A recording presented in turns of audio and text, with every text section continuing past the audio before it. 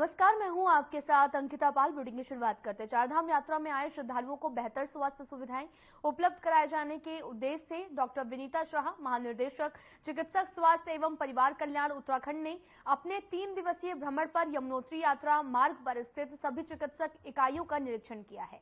और निरीक्षण के दौरान डॉक्टर आरसी आर्य, नोडल अधिकारी, यमुनोत्री यात्रा मार्ग भी उपस्थित रहे। निरीक्षण के दौरान मरीजों का अत्यधिक लोड और चारधाम यात्रा को देखते हुए अन्य चिकित्सालयों से चिकित्सकों की तैनाती भी किए जाने एवं आवश्यक जीवन रक्षक दवाइयों और ऑक्सीजन सिलेंडर पर्याप्त मात्रा में रखे जाने हेतु निर्देश भी दिए गए हैं।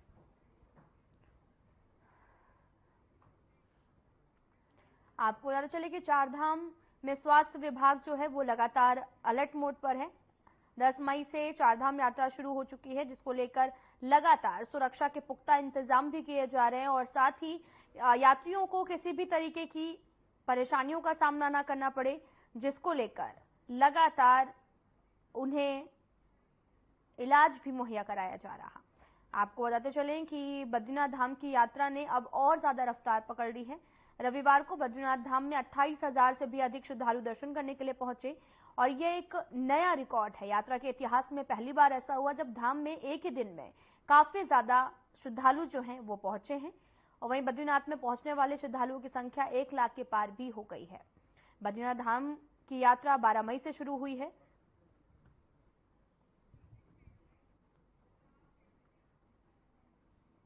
विश्व प्रसिद्ध चारधाम यात्रा श्रद्धालुओं के लिए स्वस्थ, सुखद और सफल हो, इसके लिए भी स्वास्थ्य विभाग कार्य कर रहा है। उत्तराखंड की स्वास्थ्य महानिरीक्षक डॉक्टर विनीता शाह ने बताया कि स्वास्थ्य विभाग की ओर से श्रद्धालुओं को बेहतर स्वास्थ्य सुविधाएं उपलब्ध कराई जा रही। सभी धामों में विशेष स्वास्थ्य केंद्र भी बनाए गए हैं, जहां पर 24 घंटे स्वास्थ्य सुविधाएं उपलब्ध कराई जा रही। सभी स्वास्थ्य केंद्रों में डॉक्टर, नर्स और प्रशिक्षित स्वास्थ्य कर्मियों की टीम भी तैनात है। यात्रा मार्ग में तमाम जगहों पर मोबाइल मेडिकल यूनिट भी तैनात किया गया। यात्रा के मुख्य मार्गों और बेस कैंपों पर स्वास्थ्य जांच शिविर भी लगाए गए। इसके अलावा 80 स्पेशलिस्ट और 337 पैरामेडिकल स्टाफ की भी तैनाती की गई है।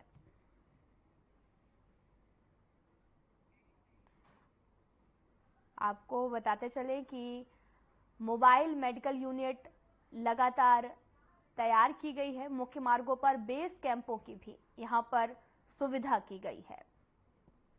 आपको बताते चलें कि चारधाम यात्रा की शुरुआत हो चुकी है, तो वहीं 10 मई से यात्रा की शुरुआत हो गई और लगातार श्रद्धालु दर्शन करने के लिए पहुंच रहे। मुख्य मार्गों पर बेस कैंपों की भी सुविधा उपलब्ध कराई गई है।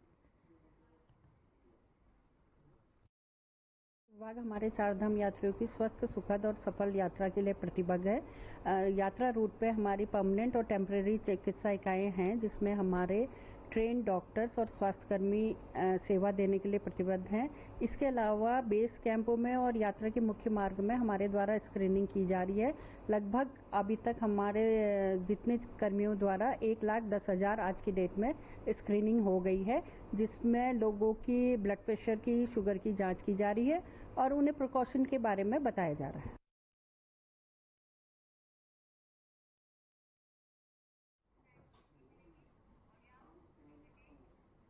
उत्तराखंड के पुलिस महानिर्देशक अभिनव कुमार केदारनाथ धाम की सुरक्षा व्यवस्थाओं का जायजा लेने पहुंचे। इस दौरान उनके तरफ से ड्यूटी पर नियुक्त पुलिस बल को श्रद्धालुओं के साथ सौम्य व्यवहार करने के निर्देश दिए गए। केदारनाथ धाम मंदिर परिसर में 50 मीटर की दूरी पर वीडियोग्राफी और सोशल मीडिया रील्स बनाने वालों पर सख्ती करने के भी निर्देश दिए गए, ताकि मंदिर दर्शन के लिए आए श्रद्धालुओं को दिक्कत ना हो। श्रद्धालुओं की सुरक्षा सर्वोपरि है और ऐसे में इस बात का ध्यान आवश्यक रहे कि किसी भी पॉइंट पर अनावश्यक भीड़ ना हो। इसके साथ ही भीड़ प्रबंधन, प्रभावी लाइन व्यवस्था बनाए रखने के निर्देश भी दिए गए। पुलिस महानिर्देशक ने कहा कि चारधाम यात्रा के अंतर्गत केदारनाथ धाम के कपाट खुले हुए हैं और आज 10वां दिन है। इस अवसर पर यात्रा व्यवस्थाओं को देखने मैं स्वयं आया था।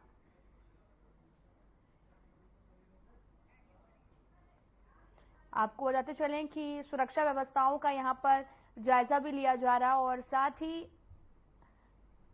दिशा निर्देश भी कई तरह के जारी किए गए हैं। और पुलिस महानिर्देशक भी केदारनाथ धाम पहुंचे, जहां पर लगातार श्रद्धालुओं की भीड़ बढ़ती जा रही है, जिसको कंट्रोल करने के लिए सुरक्षा व्यवस्थाओं का भी यहां पर जायजा लिया गया। व्यवस्थाओं को लेकर भी दिशा निर्देश जारी किए गए हैं। हालांकि पिछले साल के मुकाबले इस साल लगातार चारधाम यात्राओं में बहुत ज्यादा श्रद्धालु दर्शन करने के लिए पहुंच रहे हैं।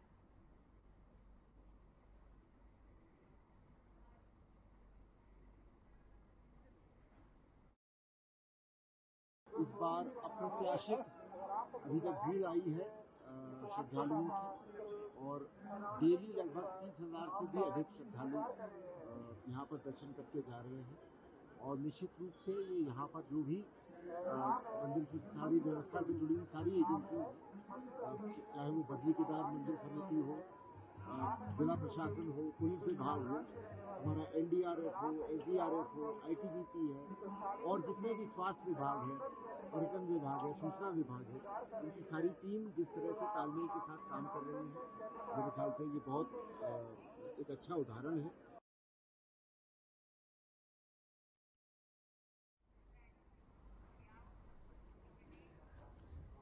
हरिद्वार ज्वालापुर विधानसभा के पूर्व विधायक रविदासाचार्य सुरेश राठौर का एक वीडियो सोशल मीडिया पर वायरल हो रहा था। आपको पता चले कि वीडियो में वे एक महिला के बाल संवारते हुए दिखाई दे रहे थे। इस वीडियो के वायरल होने के बाद सुरेश राठौर और वीडियो में वायरल हो रही महिला उर्मिला ने भी इस वीडियो को गलत तरीके से वायरल करने का आरोप लगाया और कहा कि ये वीडियो उनके आने वाली फिल्म का भी है, जिसे गलत तरीके से वायरल किया गया। उन्होंने ये भी कहा कि इस पूरे मामले पर उनके द्वारा कानूनी कार्रवाई की जाएगी। अभिनेत्री उर्मिला को भी श्री गुरु रविदास विश्व महापीठ की मुख्य सेविका बनाया गया।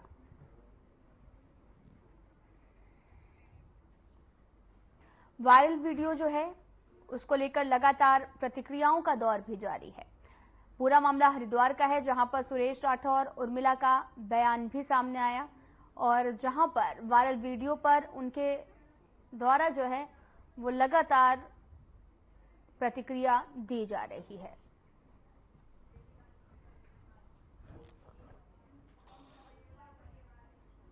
जो मूवी है हमारी बहुत जल्द आ रही है और फुल ऑन कॉमेडी और सटायर कॉमेडी है, एक राजनीतिक उसके ऊपर कॉमेडी है और सटायर है और बहुत जल्दी ये दिवाली तक ये रिलीज होगी ये फिल्म हमारी। और मेरे ख्याल से जब मैं तो ये कह रही हूँ कि वो सीन जब एक इतना वायरल होगा, ऑल ओवर इंडिया वायरल हो गया, क्योंकि मैं सर्वप्रथम एक अभिनेत्री हूँ, मुझे कोई जम्मू से भेज रहा है, कोई कहीं से भेज रहा है, बैंगलोर से, कलकत्ता से, कि ये तो हमने आपका वाला सीरियल देखा था मैडम, ये तो वो है, ये तो वो है, आपका क्या। तो तरह तरह के, मैं ये कहती हूँ अगर एज ए मतलब मैं लोकप्रियता देखूं कि जब एक हमारी जोड़ी को इतनी लोकप्रियता मिल रही है तो आने वाली फिल्म को हमारी कितनी लोकप्रियता मिलेगी। इस समाज में विभिन्न प्रकार के जो इस तरह के लोग अनर्गल प्रचार करके उर्मिला जी को बदनाम करने का काम, या मेरे को बदनाम करने का काम, या संगठन को बदनाम करने का काम, हमारी छवि को धूमिल करने का काम कर रहे हैं, वो उनके हमारे खिलाफ जो षड्यंत्र करते हैं उसका सीधा सा जवाब है। मैं कुछ नहीं कहना चाहता, लेकिन ऐसे लोग समाज में हमेशा रहते हैं। जब कोई विशाल संगठन बढ़ता है, इनकी बड़ी भूमिका रही है, राष्ट्रीय प्रवक्ता के रूप में समाज में काम करती हैं, जाती हैं, अच्छी ओजस्वी वक्ता भी हैं, तो लोग जलेसी भी रखते होंगे, इनके बढ़ते हुए पद को रोकने का प्रयास करते होंगे। तो इसी तरीके प्रलोभन और इस तरह की जो घटनाएं घट रही हैं, तो ये अच्छे नहीं है।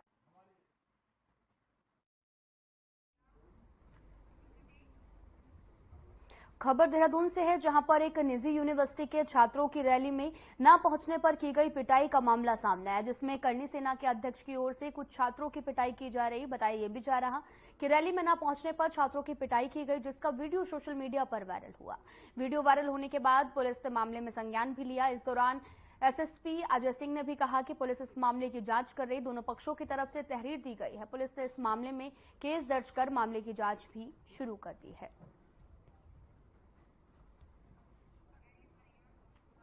आपको बताते चले कि वीडियो सोशल मीडिया पर जमकर वायरल हो रहा, जहां पर आपको बताते चले कि छात्रों की रैली में न पहुंचने पर पिटाई का मामला सामने आया, जिस पर करणी सेना के अध्यक्ष ने पिटाई की है, जिसका वीडियो भी जमकर वायरल हो रहा। दरअसल सोशल मीडिया पर इस वायरल वीडियो की पुलिस भी अब जांच में जुटी हुई है। आप तस्वीरें देख सकते हैं, जहां पर एक छात्र दूसरे पर लगातार मारपीट कर रहा है और इसी को करणी सेना के अध्यक्ष बताया जा रहा, और वीडियो सोशल मीडिया पर अब वायरल हो रहा, जिसको लेकर लगातार इस मामले की कार्रवाई भी जारी है।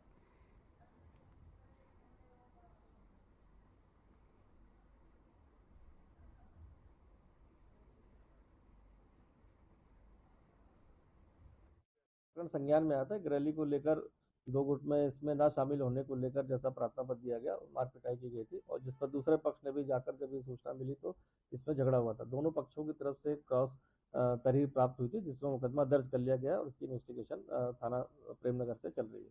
तो कॉलेज प्रशासन से भी कोई इस तरीके की शिकायत?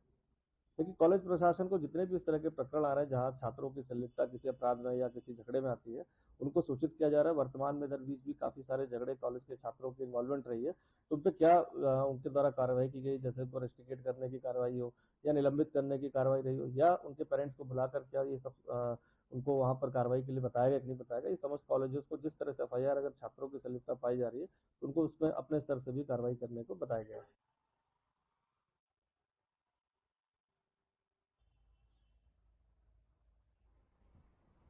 खबर देहरादून से, जहां पर बीजेपी निकाय चुनाव में उतारे जाने वाले प्रत्याशियों को चुनने के लिए सर्वे कराएगी और साथ ही कार्यकर्ताओं से रायशुमारी भी करेगी। पार्टी के प्रदेश अध्यक्ष महेंद्र प्रसाद भट्ट ने कहा कि प्रत्याशियों के चयन की प्रक्रिया सीटों के आरक्षण तय हो जाने के फौरन बाद शुरू हो जाएगी। चुनाव आचार संहिता के बाद सरकार आरक्षण तय कर देगी। महेंद्र प्रसाद भट्ट ने भी कहा कि 7 दिन में उन्होंने 35 निकायों में पार्टी पदाधिकारियों और कार्यकर्ताओं से चर्चा की है। इस बात पर विशेष फोकस भी रखा जा रहा है जहां पर मतदान में आधिकारिक लोगों की सहभागिता हो। इस क्रम में 20 मई तक चलने वाले अभियान में सुधार के लिए अपना सक्रिय योगदान दें।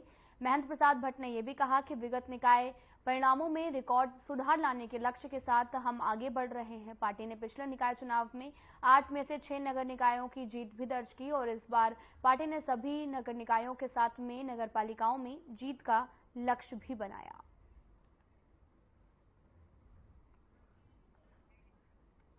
आपको बताते चलें कि बीजेपी जो है वो आरक्षण तय करने पर के बाद में अब यहां पर शुरू होगा निकाय चुनाव में प्रत्याशियों का यहां पर अब सर्वे भी किया जाएगा। दरअसल आपको बताते चलें कि बीजेपी प्रत्याशियों का सर्वे कराएगी। नगर निकाय चुनाव जल्दी होने वाले हैं जिसको लेकर आरक्षण तय हो जाने के बाद सर्वे भी शुरू कर दिया जाएगा। दरअसल निकाय चुनाव में प्रत्याशियों का सर्वे किया जाएगा कि जनता किसको ज्यादा पसंद कर रही है।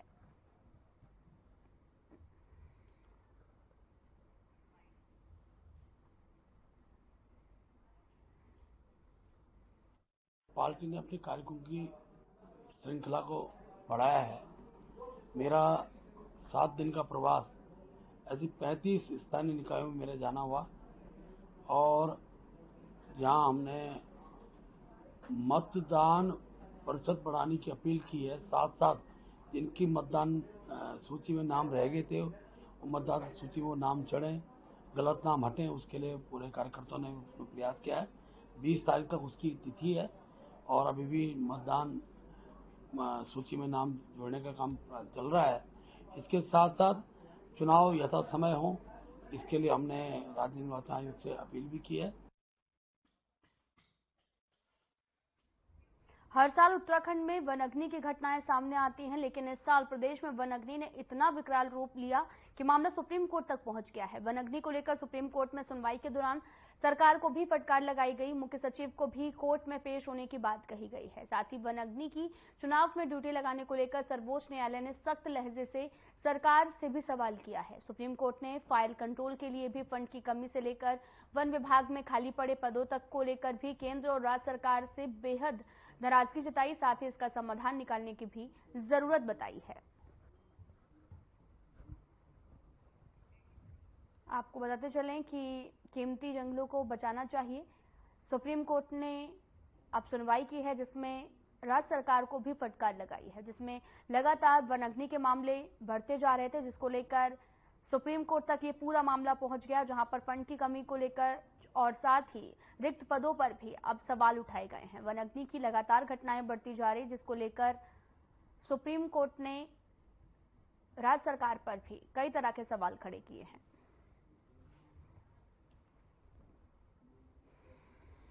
देखिए, माननीय हरीश रावत जी बहुत ही वरिष्ठ हैं और जब वो कोई बयान देते तो बड़ा सोच समझ के देते हैं। मुझे लगता है कि उन्हें भी अपनी सरकार के जो पिछला रिकॉर्ड है देख लेना चाहिए कि हाई कोर्ट और सुप्रीम कोर्ट उन्हें भी आदेश दिया करते थे जब वो कोई काम नहीं किया करते थे। तो रही बात भर्ती होने की, तो मुझे लगता है कि सरकार इस ओर अपना ध्यान दे रही है और जो जितनी भी वैकेंसी, जितनी भी भर्ती होगी, चाहे फॉरेस्ट गार्ड की हो या अन्य तमाम विभागों की है, उनको करने का काम सरकार करेगी। तो माननीय हरीश रावत जी के दिशा निर्देश पर नहीं, बल्कि जो सरकार की मुहिम है भर्ती करने की, वैकेंसियां निकालने की, तो मुझे लगता है उसके तहत ये काम हो रहा है। और रही बात आरोप लगाने की कि माननीय हरीश रावत जी आरोप लगा रहे हैं कि हाईकोर्ट के बाद ही शायद सरकार जागी होगी, तो हरीश रावत जी भली भांति जानते हैं कि उनको कितने आदेश हाईकोर्ट ने दिए थे। माननीय हरीश रावत जी ने बिल्कुल सही पोस्ट डाली है और सही बात कही है। सरकार अपने कर्तव्य पथ से डगमगा रही है। सरकार को पता ही नहीं है कि कहाँ क्या काम होना है, क्योंकि भारतीय जनता पार्टी के अधिकांश मंत्री या तो चुनाव में व्यस्त हैं या राजनीति करने में मस्त हैं। उनको राज्य के सरोकारों से कोई लेना देना नहीं है, उनको नियुक्ति से कोई लेना देना नहीं है, उनको राज्य के विकास से कोई लेना देना नहीं है। भारतीय जनता पार्टी की जो आपस की खींचतान है, एक दूसरे को नीचा दिखाने की प्रवृत्ति है, उस वजह से भी ये सब काम प्रभावित हो रहे हैं।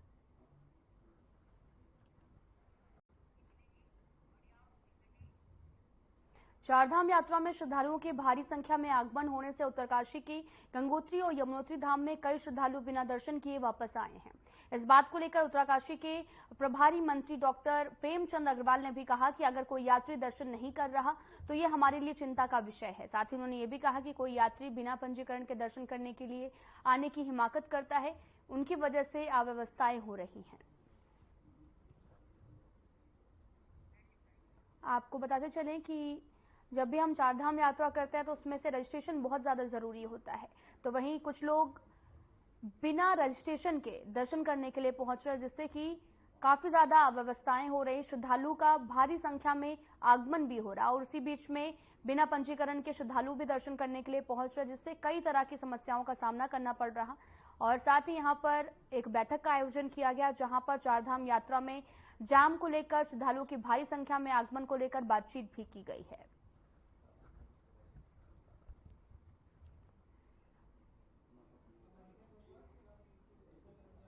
देखिए, अभी 2-3 दिन पहले ये स्थिति सामने आई थी और उसके कई कारण थे। एक कारण तो था कि भीड़ बहुत ज़्यादा थी।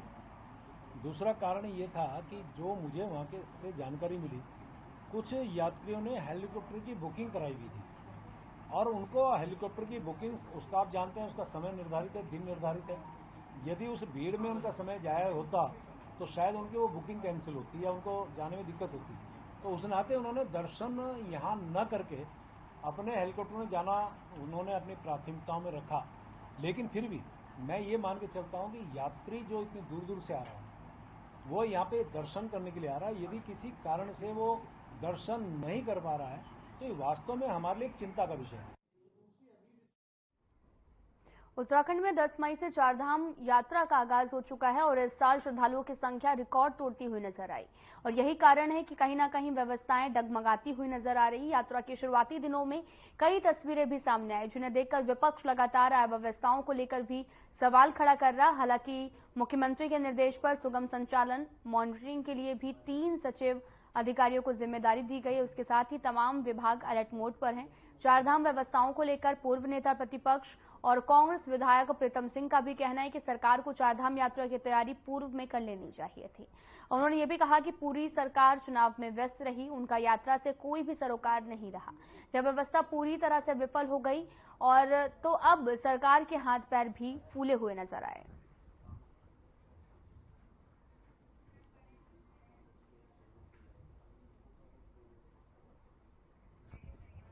आपको बताते चलें कि चारधाम यात्रा पर लगातार विपक्ष वार करते हुए नजर आ रहा। दरअसल सुगम संचालन की मॉनिटरिंग की बात भी कही गई है। 3 सचिव अधिकारियों को भी जिम्मेदारी सौंपी गई। चारधाम यात्रा 10 मई से शुरुआत हो गई, जिसको लेकर कई तरह की अव्यवस्थाएं हो रही, जिसको लेकर विपक्ष भी सरकार को कटघरे में खड़ा कर रहा। दरअसल 3 सचिव अधिकारियों को भी जिम्मेदारी दी गई है।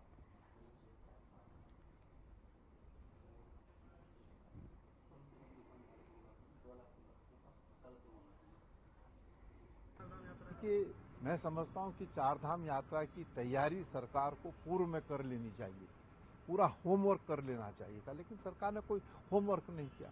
पूरी की पूरी सरकार जो है चुनाव में व्यस्त रही, उनका यात्रा से कोई सरोकार नहीं रहा। लोग आगे, यात्री आगे, जब वो जा रहे हैं, जब व्यवस्थाएं पूरी तरीके से विफल हो गई, अब सरकार के हाथ पांव भी फूले हैं, कभी किसी को नामित कर रहे हैं, कभी किसी को नामित कर रहे हैं। नामित करने से व्यवस्था थोड़ी सुचारू रूप से हो जाएगी, व्यवस्था तो पहले करनी थी। सरकार ने चारधाम की जो व्यवस्था होनी चाहिए उसे नहीं किया, उसका परिणाम आज आपके सामने और हमारे सामने।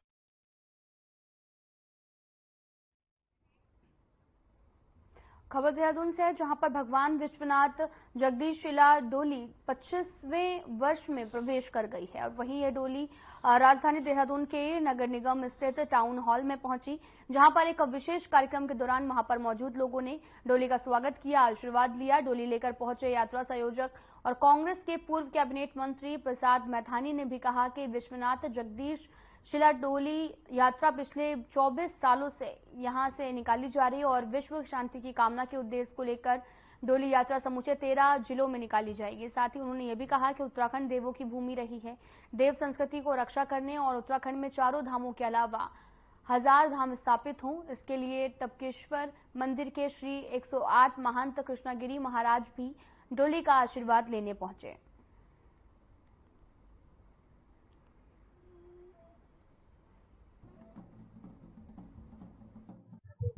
हर हर महादेव। सबसे पहले तो आपके संचार के माध्यम से समस्त श्रोताओं को आज बाबा विश्वनाथ जगदीश डोली की उत्सव पर बहुत बहुत मंगल कामनाएं। यह डोली यात्रा सिर्फ डोली यात्रा नहीं है, ये सनातन धर्म की भाग बन करके सनातन परंपरा और आने वाली पीढ़ी के लिए एक सीख है कि हमारे यहाँ क्या परंपरा है, जागृत देवता किस हिसाब से अपनी परंपराओं का आप सबको आशीर्वाद देने के लिए आते हैं। माननीय मंत्री प्रसाद जी, तमाम उनके समिति के लोगों को आज के मतलब पुनीत पर्व पर और आज के इस सुंदर आयोजन पर मैं बहुत बहुत मंगल कामनाएं देता हूं।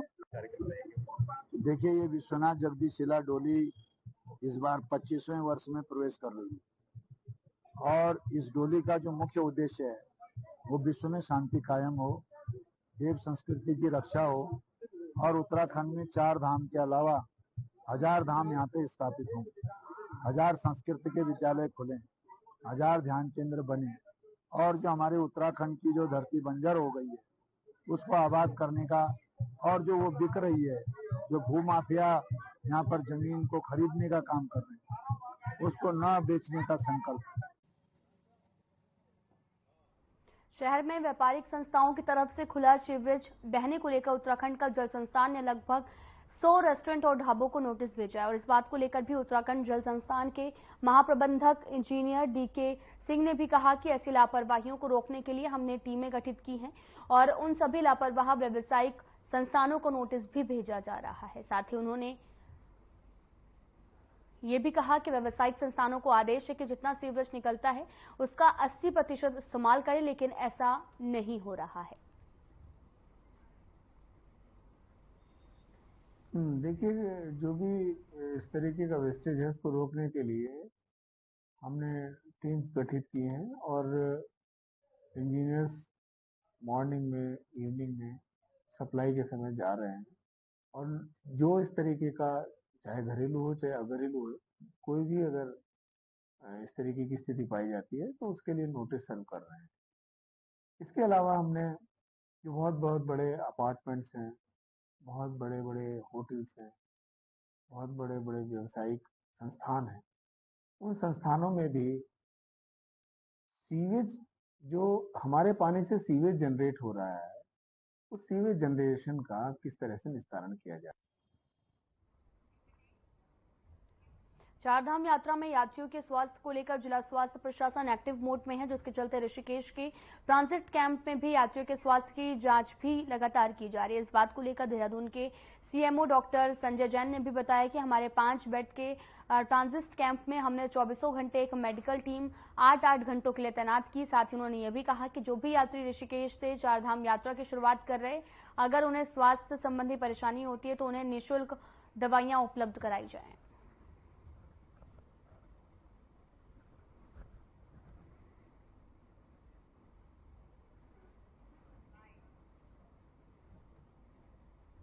जो हमारा ये ट्रांजिट कैंप चिकित्सालय है 5 बेड का, उसमें 24/7 हमने एक मेडिकल टीम 8-8 घंटे की ड्यूटी पे वहाँ तैनात की है। तो जो भी यात्री, जिनको भी यात्रा जो अपने ऋषिकेश से शुरू कर रहे हैं, उनको यदि किसी स्वास्थ्य संबंधी कोई भी असुविधा होती है या तो कोई ज़रूरत है, तो वहाँ आके वो अपने निःशुल्क दवाइयाँ उपलब्ध हमारे द्वारा कराई गई हैं, तो वो उसको ले सकते हैं। इसके अलावा यदि छोटी मोटी कोई चोट लग जाती है या गर्मी के सीजन में किसी को मान लो डिहाइड्रेशन हो जाता है, तो ये 5 बेड के हॉस्पिटल में